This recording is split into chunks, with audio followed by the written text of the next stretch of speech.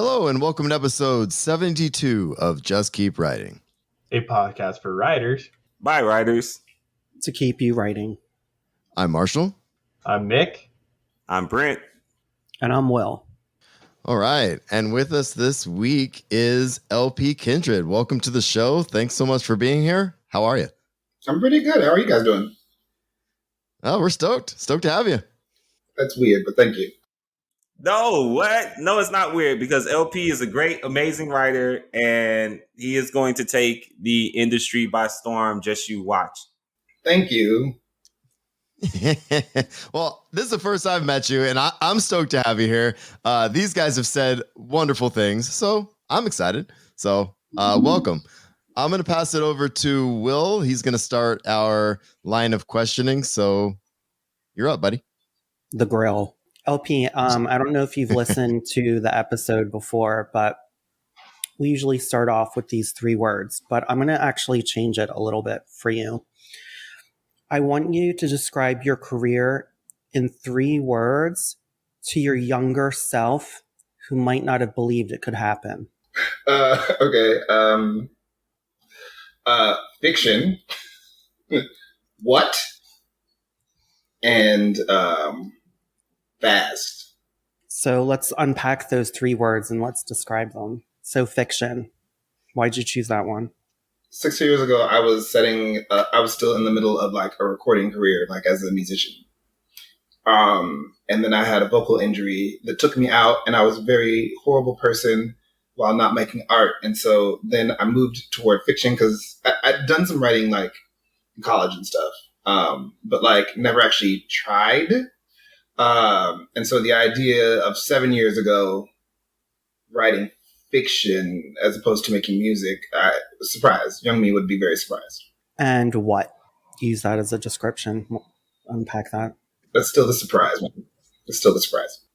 But it's a brief surprise for fast. So let's move to fast. Okay, so fast. Let's describe that. Why'd you use that word? Like I did a couple of NaNoWriMos in an effort to write some novels, which didn't work out because, you know, going from not writing things for years to trying to write novels was not the smartest move on most people's plates. And so when I started working on short fiction, the distance between me submitting my first story and like my career actually starting to happen was very short. And it's a weird, like, not common thing, but everything moved really fast. So with you, like, how would you describe your musicality and then your writing? Because just in the works that I've read so far, I didn't know you had a musical background, but it makes sense because the first thing that I thought of reading your work is that there's this musicality, there's this rhythm in the words that you choose. So how do the two connect, and how does one influence the other for you? Yeah, I mean, I have to acknowledge that like years of writing songs has probably influenced like the way in which I compose prose. And like being, you know, my grandmother's grandchild influences the way that I put sentences together because she was weird. But like music is like kind of how for a really long time was the way that I interpreted the world. I'm ADHD. And so like it takes me a while to parse things and like figure out like how I'm experiencing them. But music was always this thing that I could kind of lock into really, really quickly and also like communicate quickly. And so I think that's part of how it works in my prose as well. So now, why speculative science fiction fantasy? What drew you to that type of genre? 100% comic books. I learned to read by reading comic books. I got through science up through 7th grade because of comic books. Like when I would think about like, you know, what I wanted to read, it was never like, oh, when we got to high school and like the ADHD got really like challenging, you know, that was the point at which we were reading things like Shakespeare, which didn't make any sense to me because it has nothing to do with my life. Like it's a classic technically, but like it's not relevant.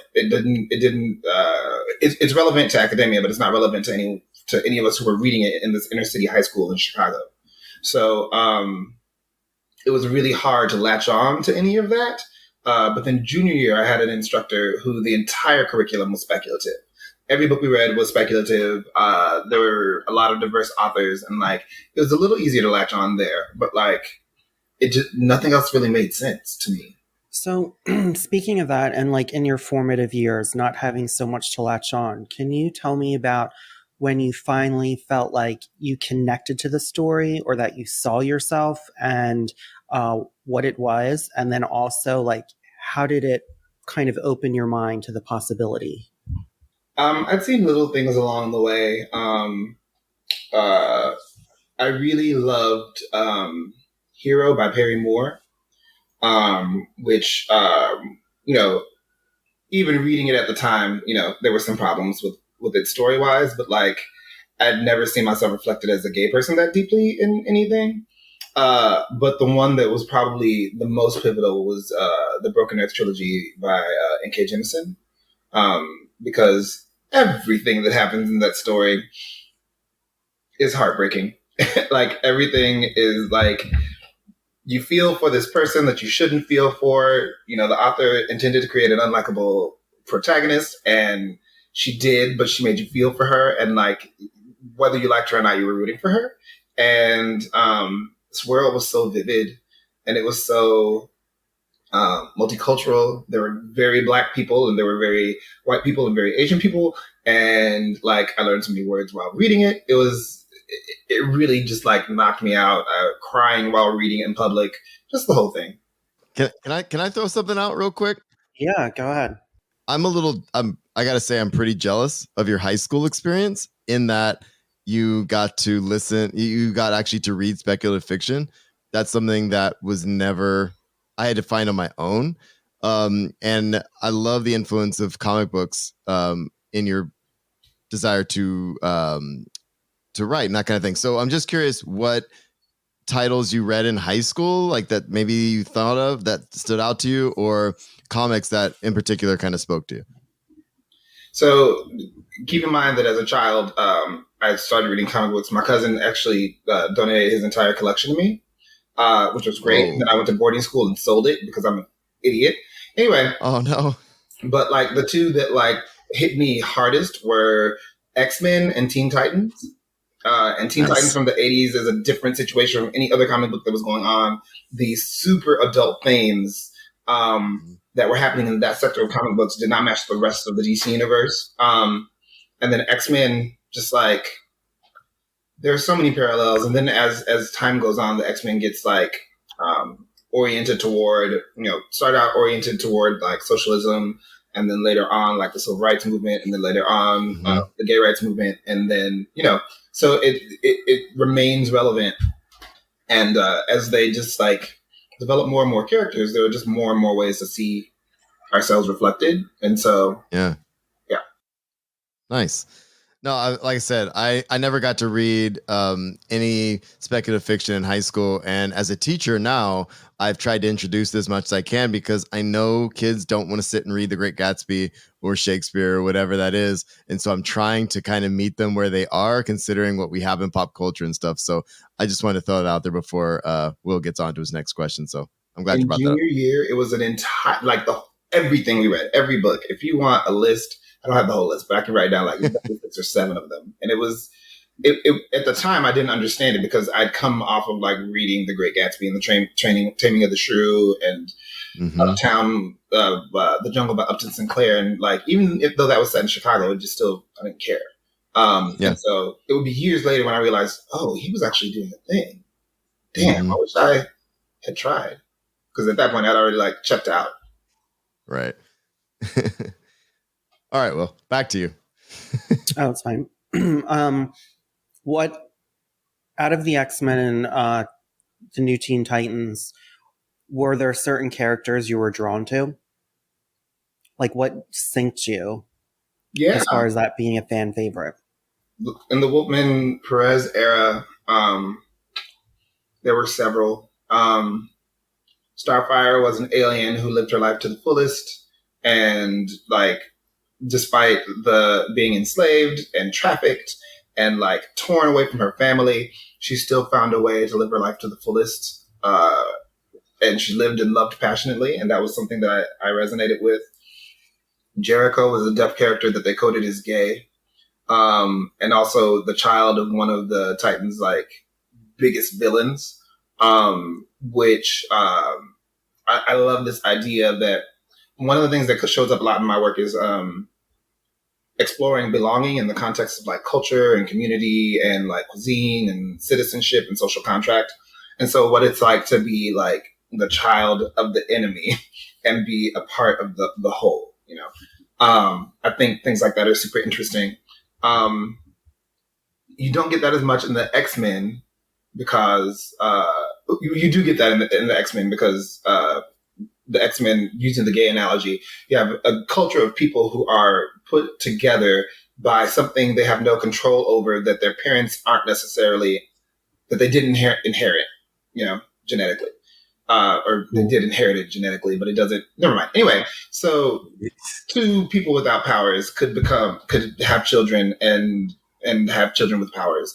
And so the only thing that bound them were these things. And like, despite that, they still had like racial prejudices and class prejudices and educational prejudices. So like, you still got like this interesting hodgepodge of people who were in whatever situation are hurled out of their experience into needing to do something.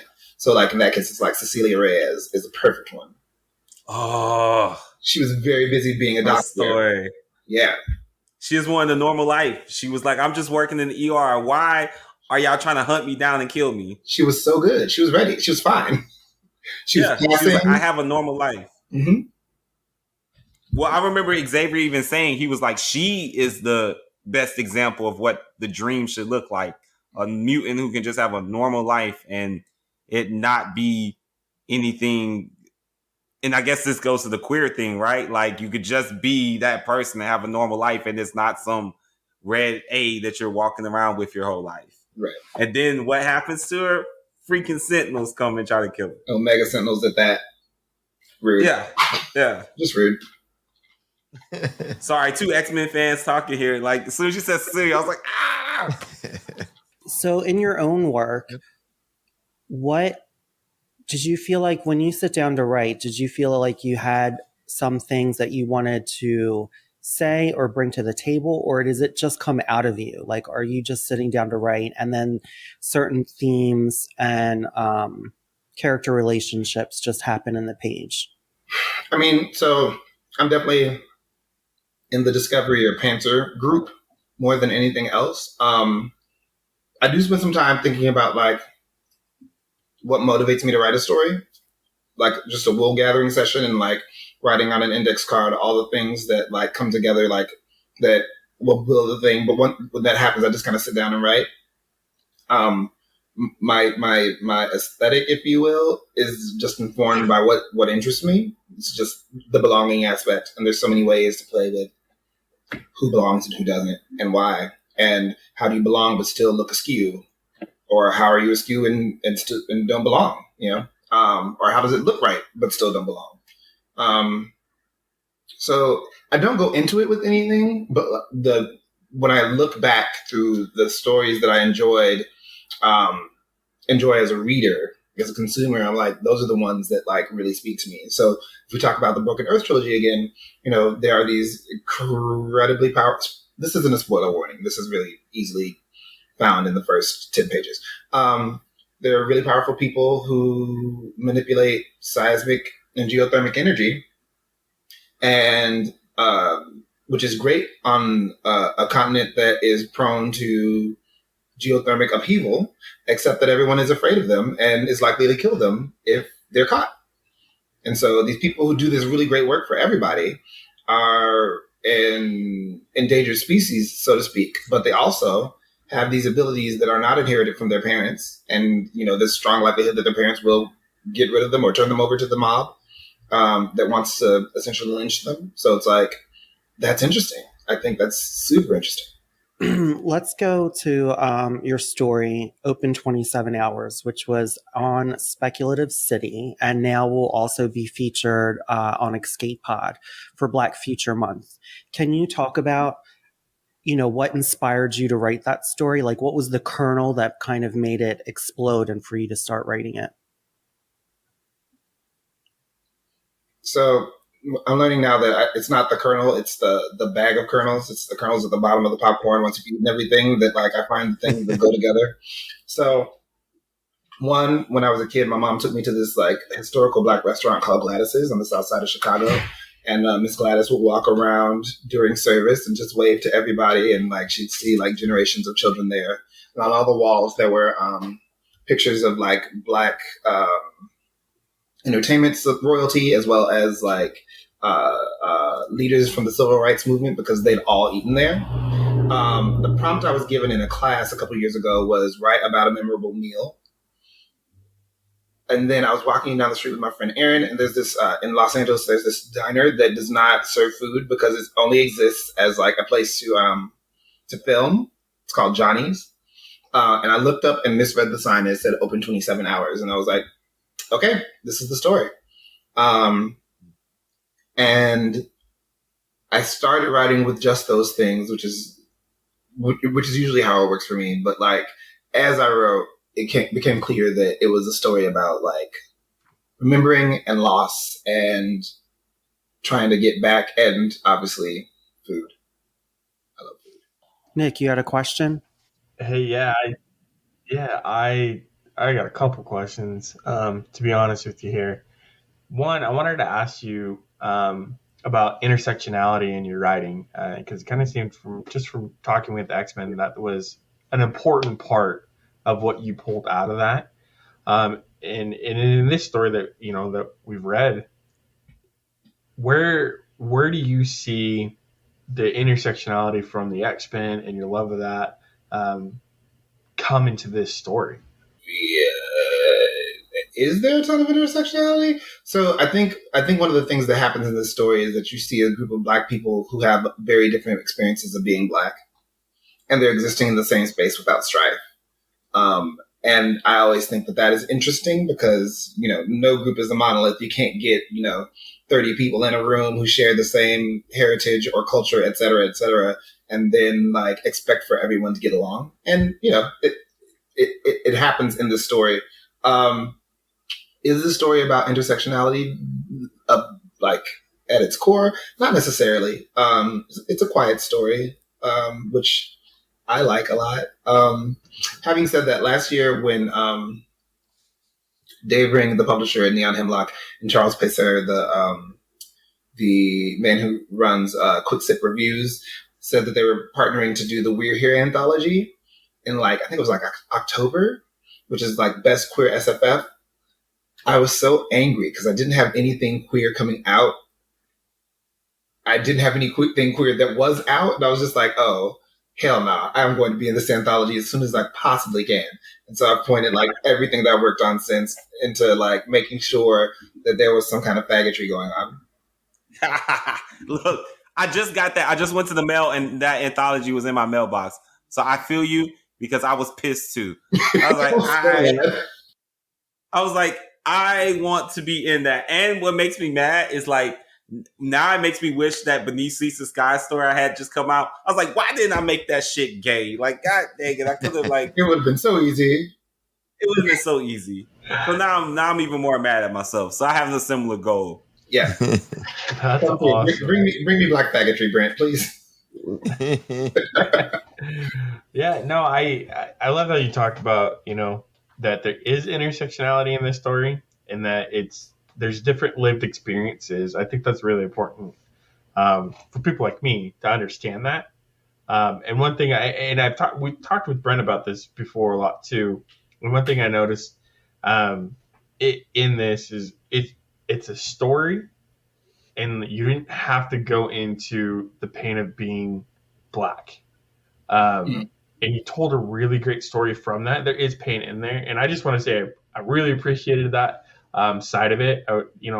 Talked about it with Brent a lot. Or Brent's like, I just want to write about dragons. I don't want to write about my pain, and so I want to highlight this story more because of that, and just the genius that you have behind it.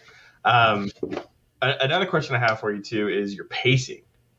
I noticed you did really, really good job at pacing the parts that didn't matter, where they sat down, they ordered, dinner, the lobster tail was like dried, and things like that. And then all of a sudden it was the next like sentence, we were in a different scene. And it was so seamless, I didn't catch it at first. Can you kind of talk to your pacing technique on that, and like how you transition between scenes in a short story and do it so effectively? No. I don't know how I do that. You have like a great singer. I got the first no. like when I was studying, they're like, people would be like, "Oh, I want to go study with this really amazing singer." I was like, "Okay, great." But then what you find out when you study with them is that like they don't know how they do the things that they do well. So it's like, thank you for the pacing compliment. I think a big part of it is just like you said, what doesn't matter. You don't spend a lot of time on it, but I also think that between like pithy description and like unique dialogue between the two of those, like those are the two ways that you can kind of keep doing head feints, left to right, left to right, to left to right, and like not keep someone mired in the things. I don't think that I have the capacity to edit the swaths of description that happen in epic fantasy like Tolkien. But I can ping pong back and forth between like, oh, this is what's happening, this is what I noticed about it, something's different in this room, and like, wait, what did you say? And I think keeping the surprise in the dialogue and the surprise in the space live are two things that I try for.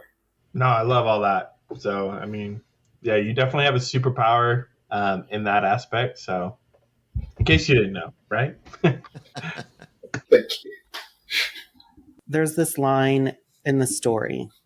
It says, "More than that, I'm bothered by not remembering more than Miss Birdie's stature, her grace. Her image came to me so easily after reading her name once. How could I have forgotten for so long something that feels so tangible, visceral now?" That line really, because, as a reader, you bring something with you, and it makes you wonder, what was the writer thinking at that moment? So for me, a lot of times when I read something like that, it's like either seeing someone who has been long dead, or who has a friend that you haven't seen so long, and noticing these little qualities and the beauty of them, and you wonder why they're not here. So can you talk to me about that one line? Because I thought it was really beautifully stated. And was it something you remember writing, or is it, again, just something you're like, no, I just did it, I'm just that good? I never say I just did it, I'm that good. Hold on. Hey, we'll say it for you. Thank you again. It's really hard to get me speechless normally. So that was a late revision edition because I'd gotten to the end. Like, I wrote this in the same kind of like span that I wrote Your Rover Is Here. So like, I got to the end of the story, and for context, Your Rover Is Here is the first story that I finished and submitted and like did something. Yeah. So this is the second story I submitted. It did a nice little rejection tour. I was a fan of that. But it was a late stage revision because I had to figure out how to end the story in a way that was impactful. And so as it would have been like, oh, they went to the restaurant, she had the food, and then they left. And so I was like, okay, cool. And then, one of the things that I try to do in all of my stories is I try to bring in a part of myself. And so like the Yanis character Yanis is my sister's middle name. And so reading her name repeatedly, I was like, I need to bring in my mom, who passed when I was 17. So that's when I went to the beginning and put in, it was the last meal that I had with my mom. That's when I put in, no, I didn't do those things first. The first thing that I did was wrote the last scene where Yanis sees her mother in the booth. Spoiler warnings. Sorry. Yanis sees her mother in the booth with her. And then I had to go back and put in some of these nuggets. Like I needed to make a trail to it so that it would make a little more sense. And so when talking about Miss Birdie, I think about how like sometimes I don't remember my mom. Not sometimes I don't remember what my mom sounded like, and like how do you forget your mom's voice? I don't know, man. Like 20 years can do it. And so I wanted to like, and I think at that point I had a conversation with my sister about not remembering her voice. And so I wanted to express that sense of like, and I hadn't thought about Miss Gladys, who Miss Birdie is obviously based off of, in a long time. But, you know, when I was doing a little research for the thing, I was like, oh man, I do remember that old lady. And they would like help her walk around the restaurant, and she was infirmed, but this was her jam. This is what she did. This is who she was. And it was in every step of the way. And so I was like, and then it becomes like, it's funny how the things we forget are the things we forget, but all you have to do is be reminded of a little bit of it, and it can change the entire memory. It can bring the whole thing back. So I want to read another line. Miss Birdie looks as angelic as she did when I saw her as a child. More so now because I see the white feathered wings that flow up from her back, bending down to brush her triceps and calves. They just follow her like a shadow as she carries 3 dishes to our table. This, again, Miss Birdie, this is so visceral to me. It really paints the picture. But what I loved what you did with this section is then it was like you had such a beautiful description, and then she's carrying 3 dishes to our table, something really mundane and that you would see. It was just a really interesting joining. And when you were thinking about Miss Birdie, did you automatically see her with feathered wings that flow up from her back? Was it automatically that you got this visceral image, or did it take time to build up to that? So that particular image came with revisions, because the initial intent was like the story for a good chunk of the beginning could be literary. And so then it got to a point where I just had to make it weird. And I had to keep throwing weird shit in to kind of like bring it into the genre. And then through revisions, I kind of like smoothed it out quite a bit. But the holding plates part, I wait tables. I work in a steakhouse. So like, just like the idea, and I work with a lot of really amazing people who do all kinds of things outside of work. And so an amazing person walking to a table with 3 dishes isn't anything that's new to me. So it was like, okay, cool. So let's put this image that I have of my friend Orphelina onto an angel walking through her own restaurant and like dropping off dishes for people. So on that note, talking about the build up to the weird shit, I've also waited tables for a very, very long time, and I totally felt the main characters like, we don't even have water. What the fuck's going on here? One of my favorite exchanges because when I go to restaurants now, I'm just like, I tip heavily pretty much no matter what, unless you totally blow it or you're rude or disrespectful. But at the same time, it's like there are certain things that you expect, right? For me, it's like if you ask me if I want something to drink and you come and say hi right away, you're probably good, right? But one of my favorite exchanges in this story was the conversation about whether or not she was going to review the restaurant. And I just thought that was really, and you talked about pithy dialogue earlier, and I'm just like, that exchange goes on for a little bit. And it's like, it's super important that not only is it not explained, but also that review, knowing that review isn't going to happen. I kind of want to know kind of where that conversation comes from, because I just absolutely love that section.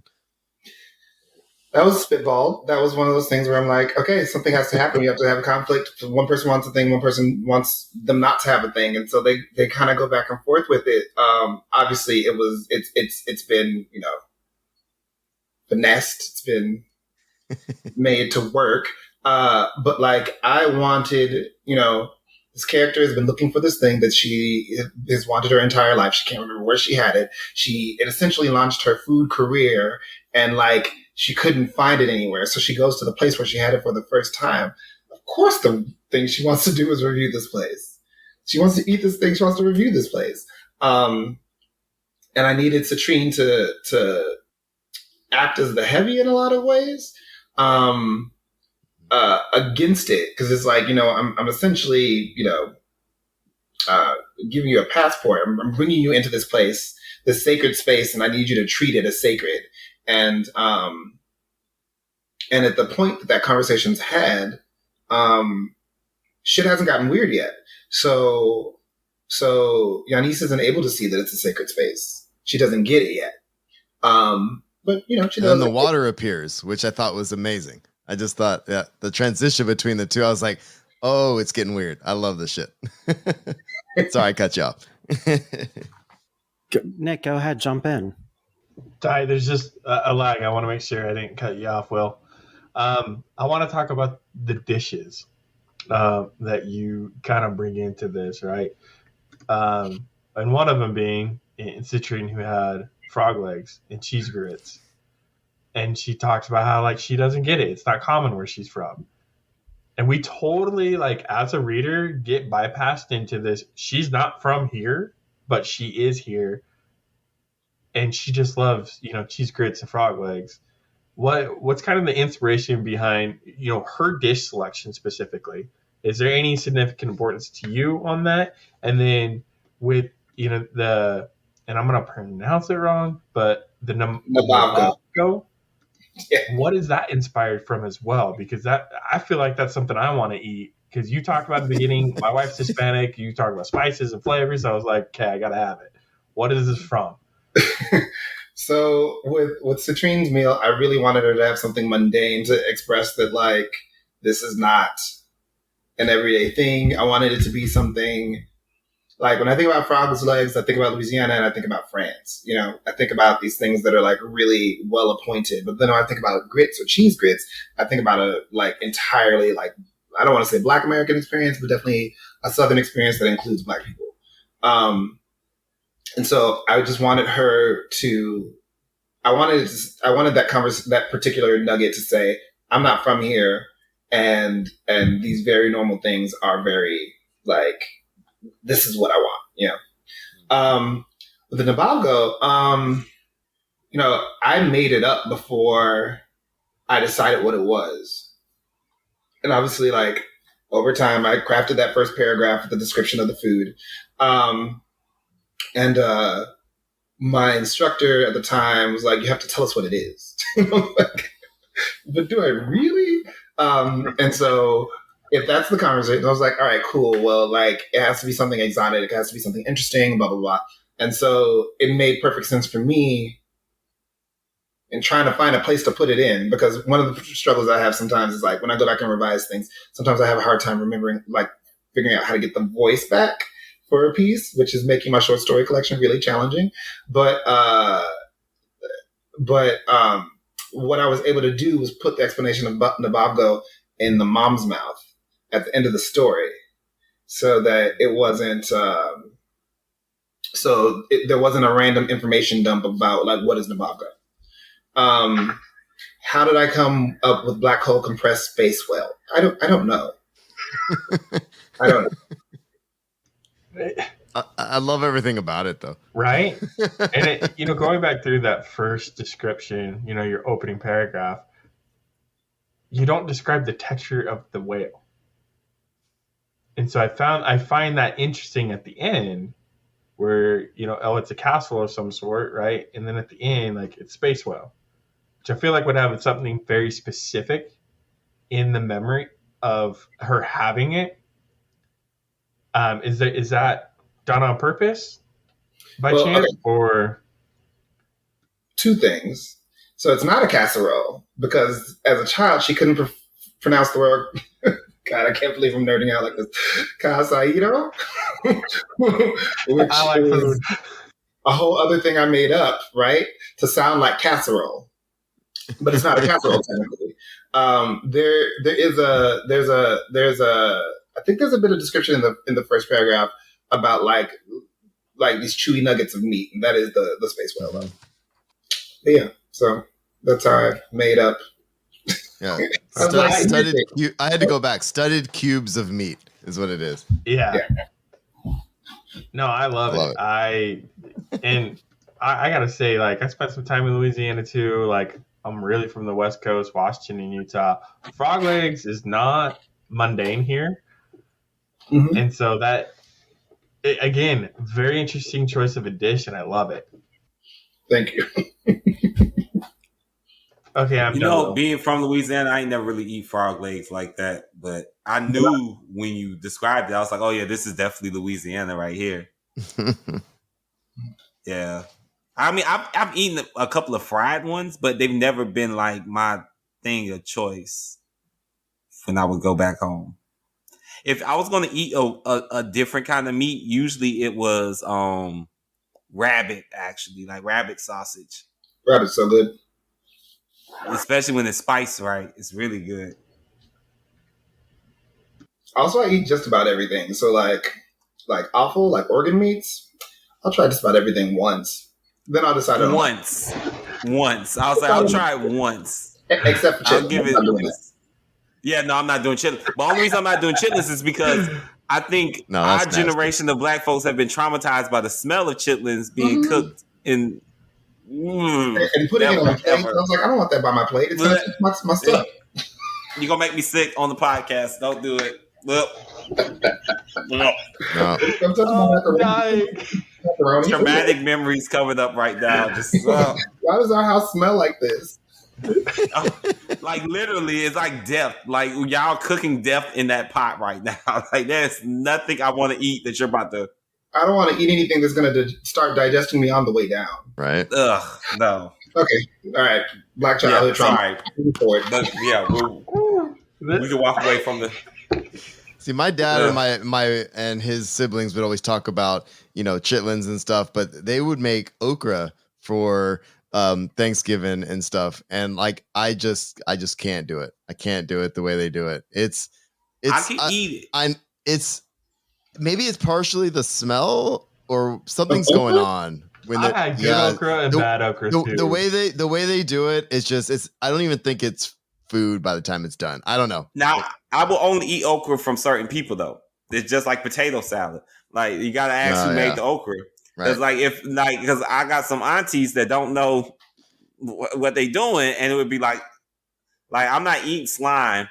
Like I didn't come here for that. See, that's kind of so. My auntie does it well, I know, and I know my uncle has tried, and it does not work. And they have conversations about it, but I was never eating it in the first place. But yeah, no, my grandma could throw it down. But yeah, I mean, my grandma she actually throw it down with she would put the sausage in it and have the little neck bones in it, and it's just oh Lord have mercy. Anyway, like I'll eat the okra. Just put it on my plate. It's fine. The chitlins, that's it. Yeah, no, I'm fighting you about chitlins. Don't put that in front of me. No, I'm not eating that. Don't even invite me over if you cooking it. Yeah, no, if you're even cooking it, don't ask me to come over because I'm not gonna be able to keep my face together with that smell. Just let me not come. Just tell me, Brent, don't worry about it this year. Like you can come pick up a plate and go because I'm not staying there. All right, I gotta know. When we all getting together to share a meal, because this is great. I know Andre over here got us talking about food and making people hungry. So that's my job. Stay with it. All right, I'm gonna redirect. Send it back to Will. Yeah. Last few questions, and then we can go back talking about food if we need to. But Will, what else you got for our guest here? Sure. I have some more questions about the story. There's the ending I really want to talk about. Yeah. I'm gonna read a section from it. It says, attention gained, the woman angles her face towards her daughter. Yaya, hush, the woman says, drawling. My heart swells in my chest. If you ate as much as you asked questions, we might be on our way home. Then a little ways down, I inhale to still my heart. Here I come, girl, I say. I smile back at the woman before pulling my hood onto my head. I hold her eyes for a moment, and a solitary tear falls down my cheek. Here I come. Can you talk about writing the powerful ending? Because it seems really poignant and touching. And yeah, I mean, it's that. So we believe in visitations, right? So like when people die in our family, someone's going to have a dream about them. And I had dreams for quite a while, and so it was very. My mother's death was very painful for my mom. So like wanting her to be around was selfish, and that's how like I process it. But the ability to just like be in a space with her, like in my dreams, was really it was really cathartic when I was younger, like when I used to have those dreams. And so like I said, I had to come up with this part of it, and then went back and like wrote in, and toward the beginning, it was the last meal I had with my mom, and then a little bit about Miss Birdie, like regaining the memory of her. And in this moment, I wanted to, she's seen Miss Birdie, she's seen the mail, she's seen Yuri. Citrine's like hair went from like an asymmetrical bob to a bun and back again. Like all these strange things happened. She had this dish that she wanted. She got what she needed from what she wanted from this excursion in a lot of ways. And so what I decided there was that there was something that she needed that she didn't know she needed. And it was to see her mother one last time, and to see herself with her mother one last time. And so she got a chance as an adult, because as adults, we don't get to see the parents we grew up with, right? Like by the time we're adults, our parents look very different than they did when we were children. She got a chance to like, she walked into this time machine and was able to actually like, not have like a definitive interaction with her mother, but like one where she looked at her mom and her mom looked at her, and they were able to acknowledge who each other were, and move on. Not move on, but just like they shared a moment that wouldn't have been possible otherwise. And so I knew that moment had to be special. But I also knew that moment had to be small. It couldn't be a hug tackle, and it couldn't be a cry fest. It couldn't be, it had to be an acknowledgement of like the woman that she was, and the woman that the mother was, and the woman that Yanis is now. And just to push forward. I don't think I'm done telling Yanis stories. But I just thought that was a good place to touch on what she needed. And like, cause look, the search for Nababgo is great. And she gets it, and she has this very weird experience, and like, that's all really good. But like, the search isn't really for Nababgo. It's about like connecting with her mom again. And she was going to connect with her mom through food. And she spent her life connecting to food in order to find the food that helped her connect to her mom. And so that launched her career. And then she gets in this space where she had the dish for the first time, and she has the dish again. And it's a way of connecting with her mom. What she doesn't expect is to actually connect with her mom. What she doesn't expect is to have an actual experience with her mother. And she does. And that ends up kind of being sweeter than the actual dish. Do you feel that, writing this piece was cathartic for you or healing because of losing your own mother at such a young age? No. Writing it was hell. Reading it, though, one of the best things about being a writer is being able to read something back later on and just like, oh, shit, that's what I did. Actually, I think Brent talked about that when he was talking about Faithful Delirium.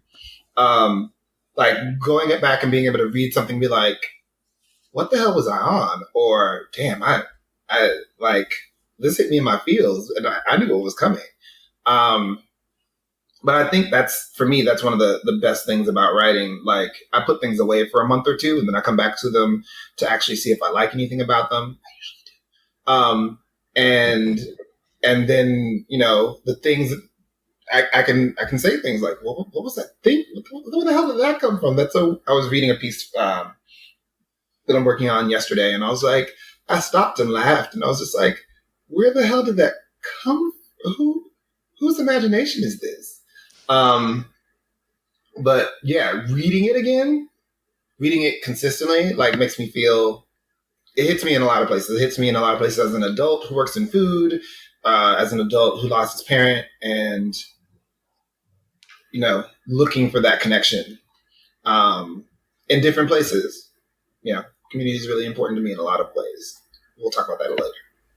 Well, that's a perfect segue into actually me asking you about Voodoonauts. If I said it right, I hope I did. Yeah. Can you talk about it? Can you tell our listeners like what it's about, what your mission is? Yeah. So Voodoonauts is an Afrofuturist education and empowerment organization. We're super grassroots. Last year during the pandemic, we ran a free Afrofuturist writing workshop for Black speculative writers off of 2 Zoom accounts, and just kind of made it happen, which was really great. We asked people to donate some of their expertise. One of them was like Nana Kwame Adjei-Brenyah, and he read one of the pieces from his collection Friday Black, and then like just talked to us for a little bit. We also had Ebony Dunbar, who was a fellow that year, also speak to us about like her experience as a managing editor. More than anything, what we want to do is bring people together, give them new tools to write, and bring in guests who put a fire under their asses and express to them, we need your work. The world needs your work. Other Black writers need your work. Non-Black writers need your work. You have to work, you have to do the thing. And like here, these workshops, we're going to give you skills. This year we had Tim Fielder in, who wrote Infinitum, which is a beautiful book. It is a ridiculously beautiful book of like artwork and prose, and it's gorgeous. And he's officially become the official, uncle of the Voodoonauts. And Uncle Tim is like, finish your work. Whatever else you do, just finish your work. But we also had Nia Davenport on, and Jamar Perry, C.L. Clark. How am I forgetting people? Oh, and Jerry from Onyx Pages, who is a lit influencer over on YouTube. I'm forgetting. Oh, Kayla Leitner, who is an agent over at the Aisha Pandey Literary.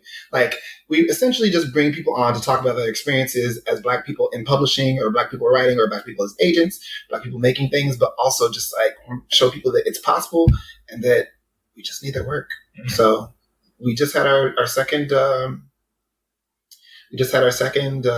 workshop. We're in talks about our second panel shop, which is a thing we do in conjunction with Clarion West, where we teach, a huge block of classes in November. That's not announced yet, but it'll be up soon. I guess now is a good time to do this. Voodoonauts is also wrapping up the editing of its first anthology from a couple of solicited authors, as well as our fellows from the first year. So the Kickstarter should be starting in the next month or so. Yeah, super proud of that one. That's awesome. So you'll have to, once the Kickstarter starts, let us know so we can talk about it on the podcast and we can get everyone involved. 100%. I should also note that Voodoonauts, the 4 people, the co-founders and the co-founders, the co-founders are Yvette Lisa Ndlovu from Zimbabwe, and Shingai and Jerry Kagunda, who from Kenya, who you guys have had on Just Keep Writing While Black, as well as the secondary founders are me and Hugh H.D. Hunter, who has a book coming out next year. We're proud of him too. Oh, it's awesome. We'll definitely have links to obviously your story, but also to Voodoonauts in here. But definitely let us know about the Kickstarter, because we can throw it in our Discord and stuff like that, and talk about it on the show. So, anything else we should put into the show notes, or something you have coming up that you can talk about? Yeah. So I'm not sure when this is going to happen. The story's been accepted. They've started typesetting, but there's an anthology called Queerblades. And it is The prompt is epic fantasy meets queer romance. And I wrote a story that like essentially grew out of me trying to figure out how I will make, gay hookup app Grinder into something fantasy. And so I fell down that rabbit hole, wrote this story, ended up not needing the Grinder app. And the story is, I really like it. It's a lot of fun. It's very sexy. That sounds awesome. And it's going to be in the Queerblades anthology, which I think will be out before the end of the year. Cool. Oh, don't forget your Speculative City gets edited. Thank you. One job. One job. It's okay. That's why you have friends like me to remind you. Thank you. So like I was saying, Open 27 Hours did a little bit of a rejection tour before it found its home in Speculative City. And I had a really good time working with the editor-in-chief and the guest editor, Stephanie Copley. And the editor-in-chief, her name is Vera Milou. And so Vera and I have decided to get together to do a special double issue of Speculative City, that instead of having a theme like it normally does, we're going to seek out BIPOC LGBTQIA authors to do a story. And the due date is November 15th, which is 4 days before my 40th birthday. So feel free, any snap. Queer speculative people wanting to put things, queer people of color who write speculative, who want to, give me a birthday present 4 days early. I see you and I appreciate it. Speculative City is just the title is the theme. Like, make it speculative, make it in a city. Or make it about a city. Or make it from the point of view of the city. All these things are relevant on all of them work. It's a semi-pro market, and I'm super excited about it because I love Mira, obviously. Because, who's like, hey, I have a story in here. Let me guest edit your whatchamacallit. She was like, yeah, let's do it. All right, let's go. So that's November 15th is the due date. And I will make sure you guys have the submission. Actually, it's on the website for Speculative City too. So. Awesome. Yeah, I'll have the links to Speculative City, Voodoonauts, and everything else you mentioned in the show notes. So can't wait to see all the stuff, all the things. Will, are you going to ask that? Oh, no, please, go ahead. Wait, are we done with the I don't want to, I want it on the record, but I don't want to do it before Will's done with the questions. He's going to ask Will has one more. He has one more question. We always have one more question. Just the last question. It's what we ask at the end of all of our interviews. What just keeps you writing? Great writing, reading good things, and wanting to contribute to the conversation.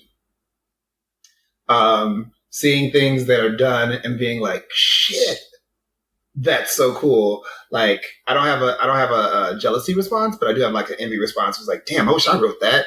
Like, oh, I can't believe you did that. How did you find the permission to do that? That's so cool. And that's kind of like, and when you're in community with a bunch of like people who are creating really great stuff, you get a lot of that inspiration coming around. I get a lot of that inspiration coming around. So definitely like taking in good things makes me want to make good things. So nice. I am in the Discord. I do listen to this podcast. Oh, we know. I know that Nick said that my superpower is pacing, but personally, I think my superpower is interiority. Like moving into a space as a character and like, what do you see? How do they feel? Like talking about it and not making it seem navel gazy. What are your fiction writing superpowers? Just name one. Ooh, Yeah, we get asked asked a questions. You can't say world He building. did. He flipped it on us. Brent, you can't say world building. You have to choose. I know I'm not going to. Okay. I'm not going to. I'm going to choose another because I feel like I always say that. So I want to try to be different. I feel like when our guests ask us questions, I should just stop the podcast, right? Right. Okay. And this is another episode of Just Keep Writing. Right. Good. Not today, Who should go first? I feel like I shouldn't go first. I feel like you're ready, so you should give them time to think. I'm not actually though. I'm like running through options in my not options, but I'm trying to I don't know. He did just say options, so I just want. I feel like, well, okay, this is.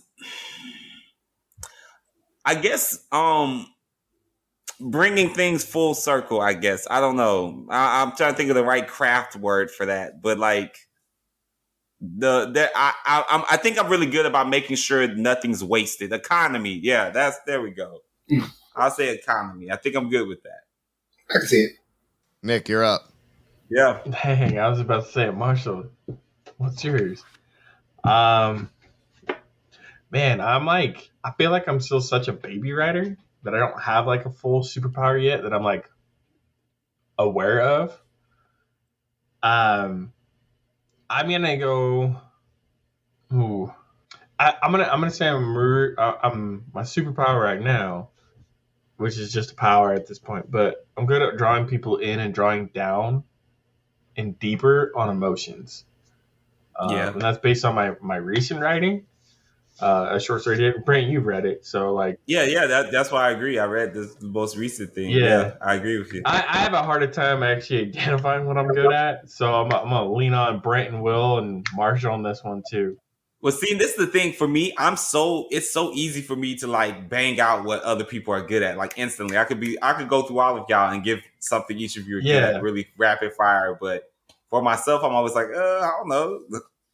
Well, and Brent, you gave me a nice compliment several episodes ago, and I've been trying to remember that compliment this whole time so that I could actually not say something lame for this answer because our guest is listening. But I cannot remember what you said. It had something to do with so it was from the one story that I read about the soldiers, right? Yeah. Mm-hmm.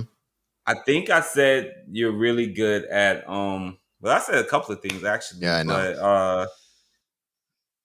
I'm trying to think of one of them. So because I feel like you were good with your transitions, scene transitions. You were really good at. Yeah, and the thing with that story, it was more about trying to write about it was something about belonging, but that's not the right word. A recent comment I got was people liked some of my, and not only transitions, but some of my